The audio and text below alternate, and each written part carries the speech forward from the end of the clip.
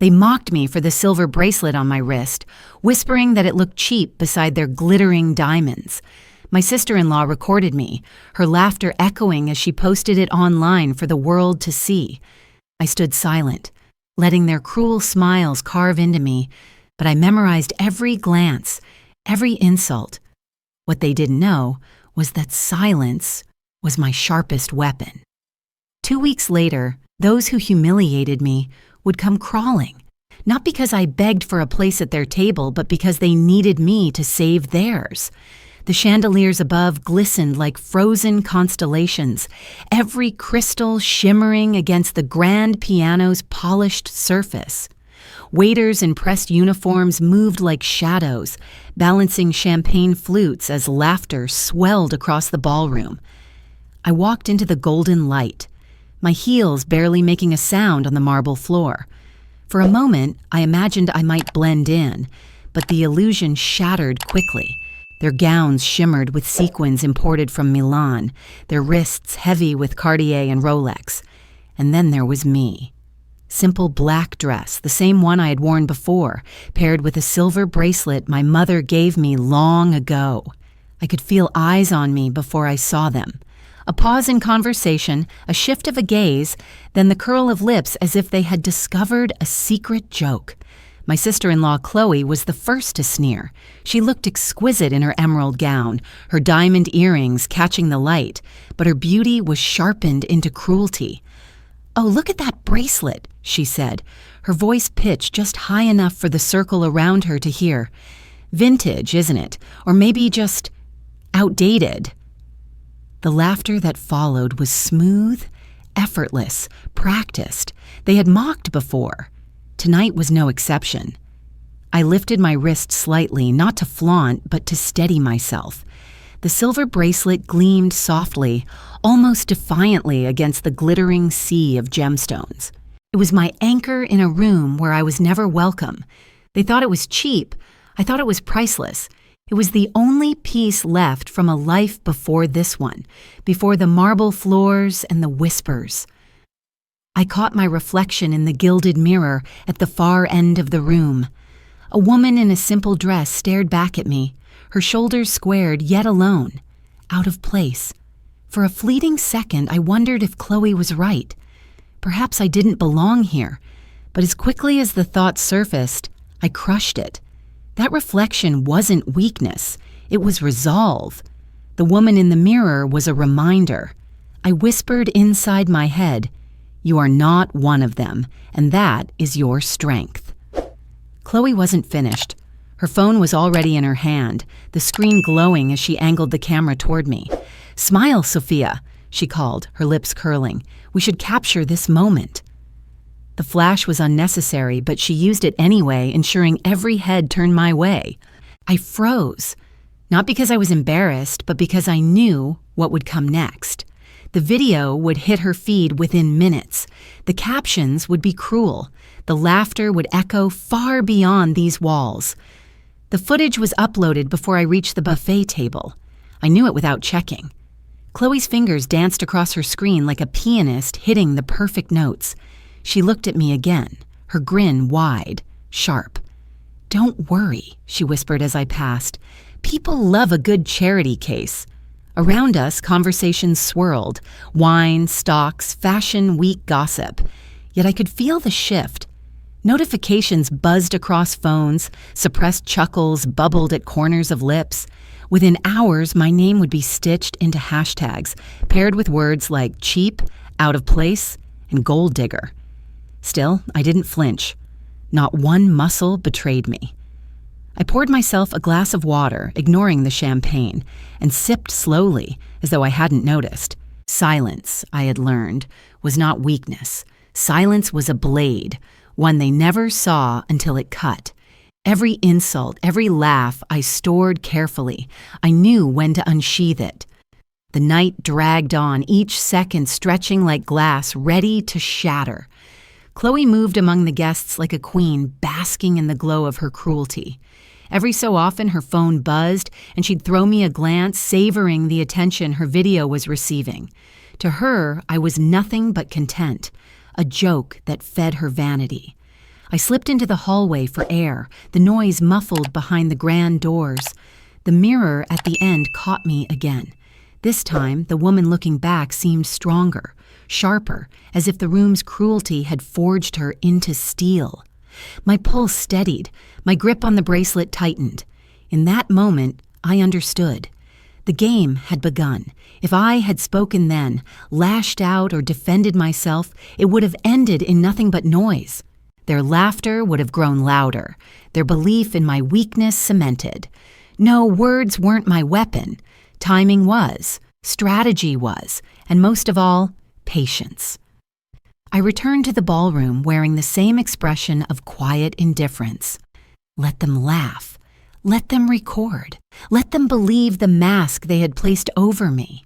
Because when the mask cracked, and it would, the shards would cut deeper than any insult they had ever thrown. And so I whispered only to myself as I passed Chloe's smirk one last time. If I speak too soon, the game ends too soon. The morning after the party, the internet burned with laughter at my expense. The video Chloe uploaded had been stitched, memed, and mocked by strangers who knew nothing of me, but delighted in tearing down a woman they assumed didn't belong. My face, my bracelet, my silence, all turned into a joke.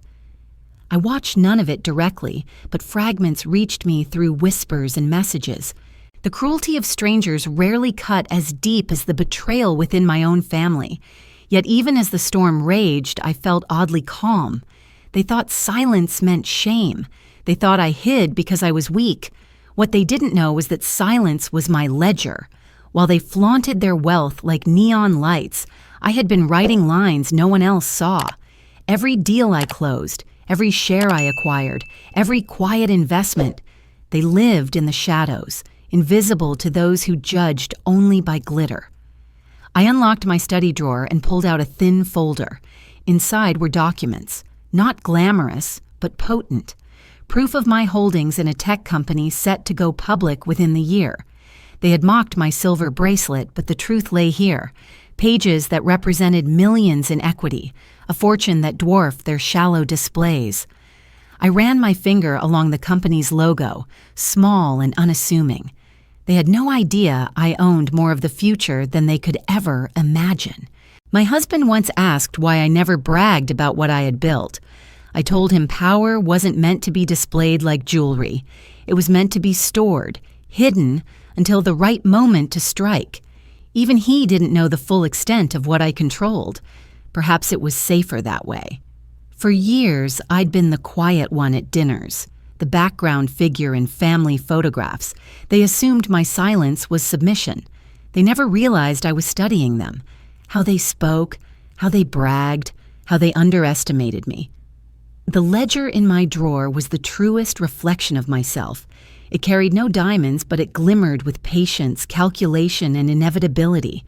I closed the folder and set it back, feeling the weight not as a burden, but as armor. When the truth came out, the balance would tilt so sharply that their laughter would choke in their throats. The thought steadied me, lifted me. The storm outside was temporary. I was the horizon waiting to rise. By the end of the week, Chloe's video had reached nearly 500,000 views. She basked in the attention, reveling in the cruelty she had unleashed. But the internet was fickle. It devoured novelty, then craved the next spectacle. I knew how to turn that hunger into a weapon. That was when I called Maya. She had been my closest friend since college, and now she was an investigative journalist with a following that could rival celebrities. If Chloe thought she ruled the internet, she hadn't met Maya. We met in a quiet cafe far from the eyes of family or gossip. Maya slid into the booth, her expression sharp. "I saw the video," she said. "You want me to burn her alive, don't you?" I shook my head. "No. That would make me like them. I don't want vengeance. I want clarity." "Clarity?" She raised an eyebrow. "Yes. I want the truth to cut louder than lies. And I want them to learn that silence doesn't mean defeat. It means preparation." Maya leaned back, studying me. Then a slow smile spread across her face. You've been holding something back, haven't you?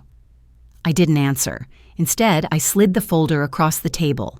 She opened it, eyes widening as she flipped through the papers. "Oh my God," she whispered. "Sophia, this company? You own this much?" "More than they'll ever imagine," I said softly. She exhaled, her journalist's instinct already spinning stories. This could flip everything. The woman mocked for a bracelet turns out to be the hidden power behind one of the biggest IPOs of the decade. It's poetic. I allowed myself a small smile. Poetic doesn't win. Precision does. I want the timing perfect. Not now, not when they expect retaliation, but when they need me most, when their empire starts to shake. Maya nodded slowly. "You want me to hold the knife until you give the signal." "Not a knife," I corrected. "A mirror. I want them to see themselves. And when they do, the internet won't laugh at me. It will laugh at them." For the first time in weeks, warmth flickered in my chest. Chloe thought she had reduced me to a caricature, but she had handed me the perfect stage. The same platforms that carried her mockery would soon carry my truth. As I left the cafe, my phone buzzed with another cruel message forwarded from a cousin. I didn't even open it. I glanced at my reflection in the glass door, silver bracelet catching the afternoon sun, steady eyes staring back. "When the truth comes out," I murmured, "they will never laugh again." And later, in the quiet of my room, as I watched the glow of my laptop screen, I knew the path ahead. The same internet that had mocked me would become my blade, one sharp enough to turn the game in ways they couldn't begin to predict. I traced the bracelet on my wrist, not as a symbol of weakness, but as a promise. I will use the screen they worship to dismantle their throne. And I whispered to the darkness, a vow that only I could hear. I will use this very screen to flip the board. The whispers began as faint murmurs, almost too soft to notice. At first, I dismissed them as the usual gossip circling within a family that thrived on appearances. But then I noticed patterns, conversations that silenced when I entered, glances exchanged between Chloe and her mother, and the sudden way people knew details that I had only ever shared in confidence. It wasn't Chloe who unsettled me anymore. She was predictable, shallow in her cruelty. No, the true unease came from the quiet grace of Margaret, my mother-in-law. She had always been the picture of composure, offering smiles laced with warmth, hands folded neatly at every gathering. She carried herself like the matriarch of an empire, untouchable and serene. I had believed, perhaps naively, that she was indifferent to me, neither ally nor enemy. But when I traced the origins of Chloe's video going viral, the timing, the amplification by private accounts tied to family business partners, it led back to a single digital signature. Margaret's assistant. It was her. The revelation struck like cold steel through my chest.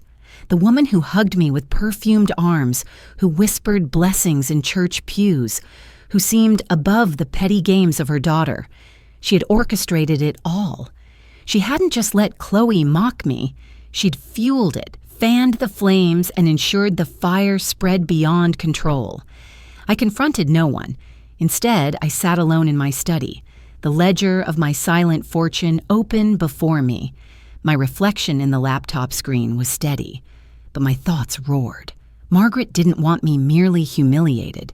She wanted me erased, a shadow in her perfect family portrait, disposable, forgettable. "She wants me gone," I whispered to the empty room, voice tight with fury, "but I will become her nightmare." The words felt foreign, dangerous, but also inevitable. Still, I knew rage was a blunt weapon. Precision had always been my edge, and rage had to be honed into a blade. I needed timing, proof, allies. Yet just as I began to build the framework of my counter-strike, the ground shifted beneath me. Maya called late at night, her voice urgent. "Sophia, we have a problem. The folder, the one you showed me, it's gone." I sat up in bed, heart pounding. "Gone? What do you mean, gone? Someone broke into my office. The lock was forced. They didn't take cash, didn't take electronics. Just the folder. Your shares, your investments. All of it. It's missing. The silence on the line stretched, suffocating. My fortress, the invisible armor I had worn so proudly, had been pierced. Without that proof, my power was just a rumor, my silence just emptiness. Who else knew? I demanded. Only us, Maya said, unless someone was watching. I ended the call, my mind spiraling. Could Chloe have orchestrated a theft? No, she lacked subtlety. This was something colder, sharper, and I knew exactly whose hand guided it. Margaret. She hadn't just exposed me to ridicule, she had stripped away my ammunition. The next morning, the shift was palpable. Chloe's smirk at brunch carried a new edge, as though she sensed my armor was cracked. Relatives avoided my eyes, whispers buzzed about my supposed desperation to prove myself. And Margaret? She sat at the head of the table, smiling gently, pouring tea as though nothing had happened. My husband noticed, of course. "You seem distracted," he murmured. I forced a smile. "Just tired." But the truth was gnawing inside me. For the first time, I felt naked among them. The internet still laughed, the family sneered, and now even my secret weapon was gone. Maya texted again later. "We might have a leak. Someone close to you.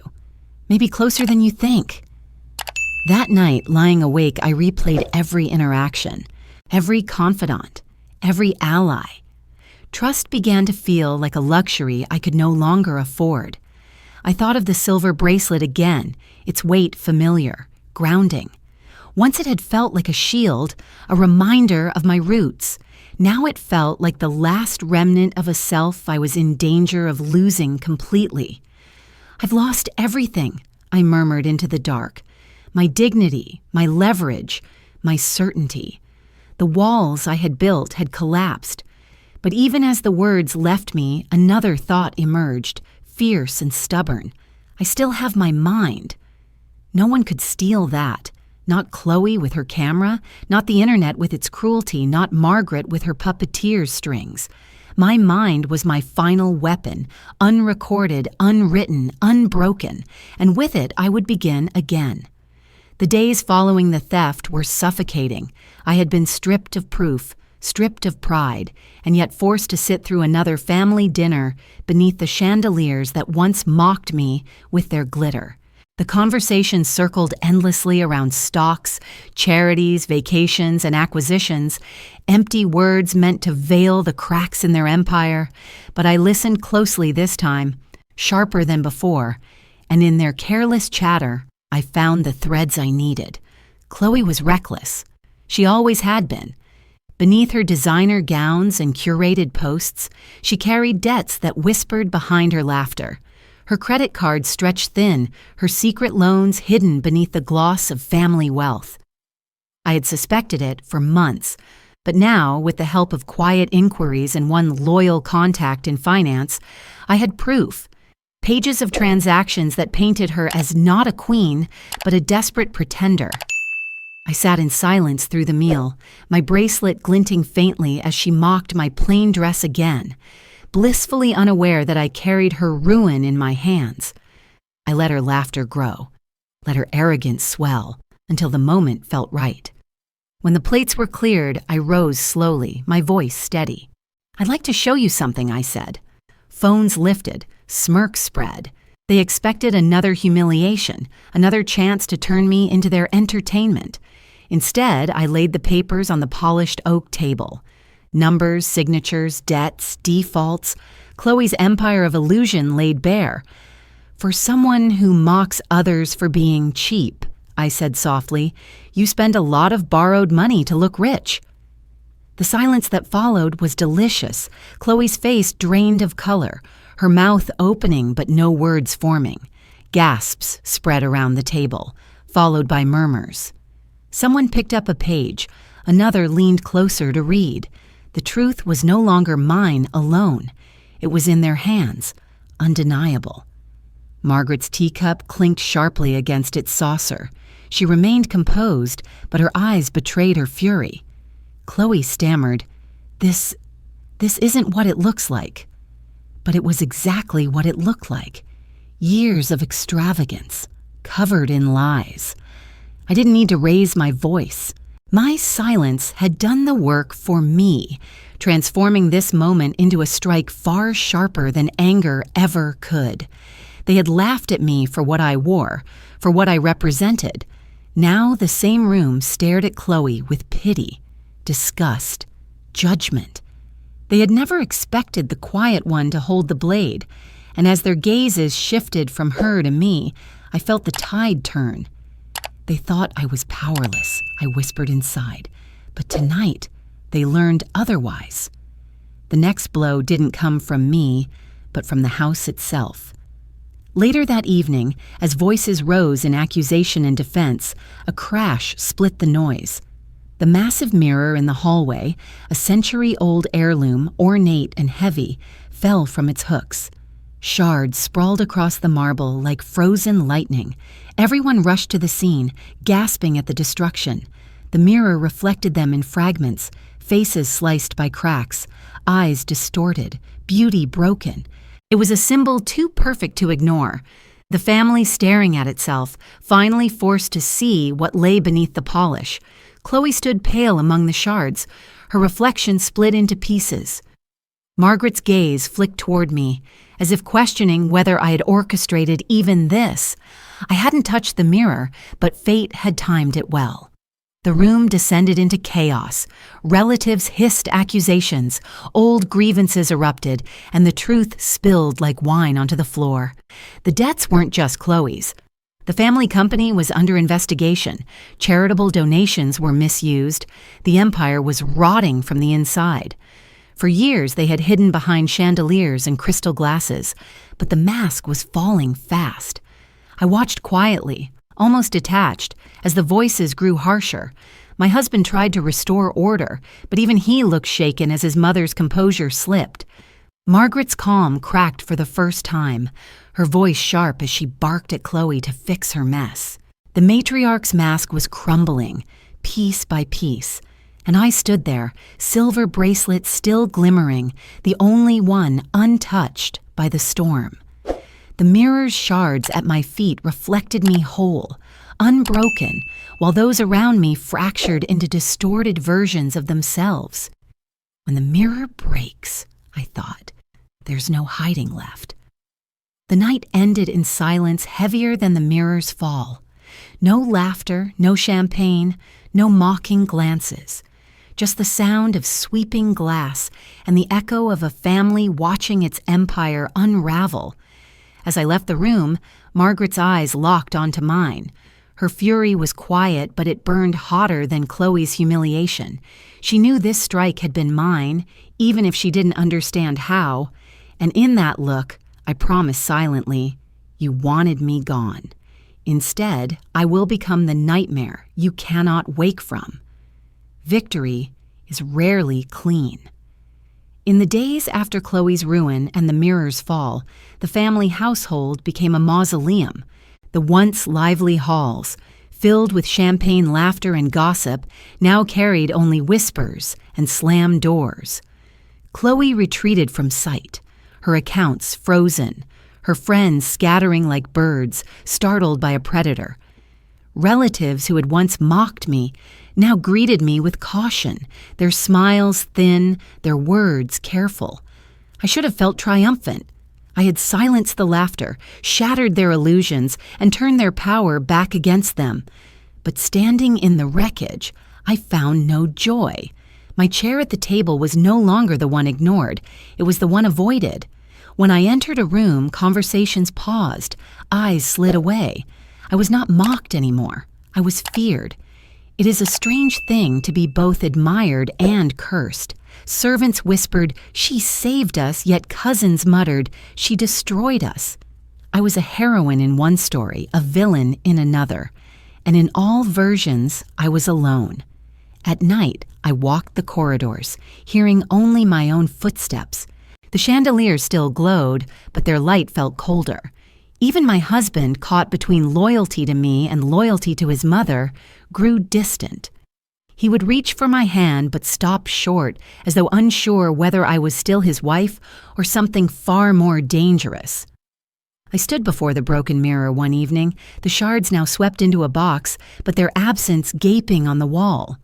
My reflection stared back from polished marble tiles, fractured and incomplete. "I won," I whispered to the empty air. "So why does it feel like I lost?" The throne I had seized was poisoned. Power had bought silence, but it had also stolen warmth. Margaret, however, remained calm. She did not attack me. She did not scold me. Instead, she watched, always watched. Her smile returned, softer now, almost approving. It unnerved me more than her fury ever had. It was not until one late afternoon that she revealed the truth. We sat in the drawing room, the scent of old books and jasmine tea surrounding us. She poured my cup herself, her movements steady, deliberate. Then she spoke. "You did well," she said. "Better than I expected." I blinked. "Better?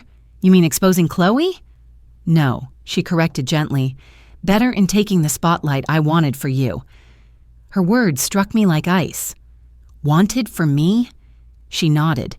"Did you really think I cared about Chloe's video? About a bracelet?" "That was noise, Sophia. Distractions. I needed you to fight back. I needed you to rise. Because this family, this empire, cannot be handed to my son. He is weak. He will destroy it.